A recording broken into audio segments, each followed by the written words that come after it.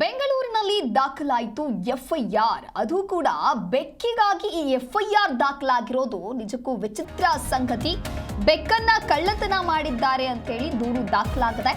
HAL police ಠಾಣೆಯಲ್ಲಿ 9 ಜನರ ಮೇಲೆ ಎಫ್ಐಆರ್ ದಾಖಲಾಗಿದೆ.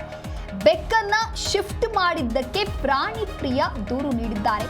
ಹರೀಶ್ ಎಂಬುವವರಿಂದ ದೂರು ದಾಖಲಿಸಿ ಎಫ್ಐಆರ್ ದಾಖಲಾಗಿದೆ.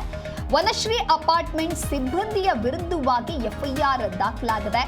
ಗರ್ಭಿಣಿ ಬೆಕ್ಕನ್ನ ಅಕ್ರಮವಾಗಿ ಕಿಡ್ನಾಪ್ ಮಾಡಿ ಸ್ಥಳಾಂತರ ಮಾಡಿದ್ದಾರೆ ಅನ್ನುವಂತ ಆರೋಪವನ್ನ ಮಾಡ್ತಾ ಇದ್ದಾರೆ. ಇನ್ನು ಅಪಾರ್ಟ್ಮೆಂಟ್ನ ಅಧ್ಯಕ್ಷ ಶ್ರೀರಾಮ್, ಸೆಕ್ಯೂರಿಟಿ ಮ್ಯಾನೇಜರ್ ಸೇರಿದಂತೆ 9 ಜನರ ಮೇಲೆ ಎಫ್ಐಆರ್ ದಾಖಲಾಗಿದೆ. ವನಶ್ರೀ ಅಪಾರ್ಟ್ಮೆಂಟ್ ಸಿಬ್ಬಂದಿಯ ಮೇಲೆ ದೂರು ನೀಡಲಾಗಿದೆ. ಇನ್ನು prevention of animal cruelty act ಅಡಿಯಲ್ಲಿ ಎಫ್ಐಆರ್ ದಾಖಲಾಗಿದೆ. ಹರೀಶ್ ಎಂಬುವವರಿಂದ ನೀಡಿದಂತಹ ದೂರು ಇದು.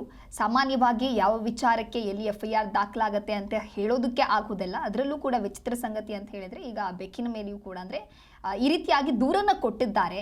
ಮಕ್ಕಳನ್ನ ಕಿಡ್ನಾಪ್ ಮಾಡೋದನ್ನ ನೀವೆಲ್ಲರೂ ನೋಡಿರ್ತೀರಾ. ಜೊತೆಗೆ ಹಣಕ್ಕಾಗಿ ಬೇರೆ ಬೇರೆ ಆಮಿಷಕ್ಕಾಗಿ ಮನುಷ್ಯರನ್ನ ಕಿಡ್ನಾಪ್ ಮಾಡೋದನ್ನು ಕೂಡ ಕೇಳಿರ್ತೀವಿ. ಆದರೆ ಇಲ್ಲಿ ವಿಚಿತ್ರವಾಗಿರುವಂತಹ ಘಟನೆ ನಡೆದಿದೆ. ಬೆಕ್ಕನ್ನ ಕಿಡ್ನಾಪ್ ಮಾಡಿದ್ದಾರೆ, ಕಳ್ಳತನವನ್ನ ಮಾಡಿದ್ದಾರೆ ಅಂತ ಹೇಳಿ ಈಗ ದೂರು ನೀಡಲಾಗಿದೆ. ಗರ್ಭಿಣಿ ಬೆಕ್ಕನ್ನ ಅಕ್ರಮವಾಗಿ ಕಳ್ಳತನ ಮಾಡಿ ಸ್ಥಳಾಂತರವನ್ನ ಮಾಡಿದ್ದಾರೆ ಅನ್ನುವಂತಹ ಕಂಪ್ಲೇಂಟ್ ಅನ್ನ ಕೊಟ್ಟಿದ್ದಾರೆ. ಹರೀಶ್ ಎಂಬುವರಿಂದ ದೂರು ದಾಖಲಿಸಲಾಗಿದೆ. ವನಶ್ರೀ ಅಪಾರ್ಟ್ಮೆಂಟ್ ಸಿಬ್ಬಂದಿಗಳ ವಿರುದ್ಧ ಈ ಒಂದು ಎಫ್ಐಆರ್ ದಾಖಲು ಮಾಡಲಾಗಿದೆ.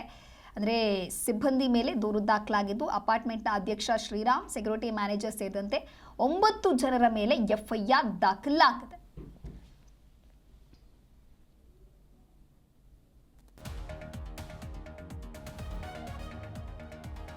ಬೆಂಗಳೂರಿನಲ್ಲಿ ಬೆಕ್ಕಿಗಾಗಿ ಎಫ್ಐಆರ್ ದಾಖಲಾಗಿದೆ. ಬೆಕ್ಕನ್ನು ಕಳ್ಳತನ ಮಾಡಿದ್ದಾರೆ ಅನ್ನುವಂಥ ಆರೋಪವನ್ನು ಕೂಡ ಮಾಡಿದ್ದು, ಈ ರೀತಿಯಾಗಿ ಕಂಪ್ಲೇಂಟ್ ಅನ್ನು ಕೊಟ್ಟಿದ್ದಾರೆ. ಅಂದರೆ ಹರೀಶ್ ಎಂಬುವರಿಂದ ನೀಡಿದಂತಹ ಕಂಪ್ಲೇಂಟ್ ಇದು. ಗರ್ಭಿಣಿ ಬೆಕ್ಕನ್ನು ಅಕ್ರಮವಾಗಿ ಕಳ್ಳತನ ಮಾಡಿ ಅದನ್ನು ಬೇರೆ ಕಡೆಗೆ ಸ್ಥಳಾಂತರ ಮಾಡಿದ್ದಾರೆ ಅನ್ನುವಂಥ ಆರೋಪವನ್ನು ಹರೀಶ್ ಎಂಬುವವರು ಮಾಡ್ತಾ ಇರುವಂಥದ್ದು. ಹಾಗಾಗಿ ಕಂಪ್ಲೇಂಟ್ ಕೂಡ ಕೊಟ್ಟಿದ್ದಾರೆ. ಅಪಾರ್ಟ್ಮೆಂಟ್ನ ಅಧ್ಯಕ್ಷರಾಗಿರುವಂಥ ಶ್ರೀರಾಮ್, ಸೆಕ್ಯೂರಿಟಿ ಮ್ಯಾನೇಜರ್ ಸೇರಿದಂತೆ ಒಟ್ಟಾರೆಯಾಗಿ 9 ಜನರ ಮೇಲೆ ಈಗ ಎಫ್ಐಆರ್ ದಾಖಲಾಗಿದೆ.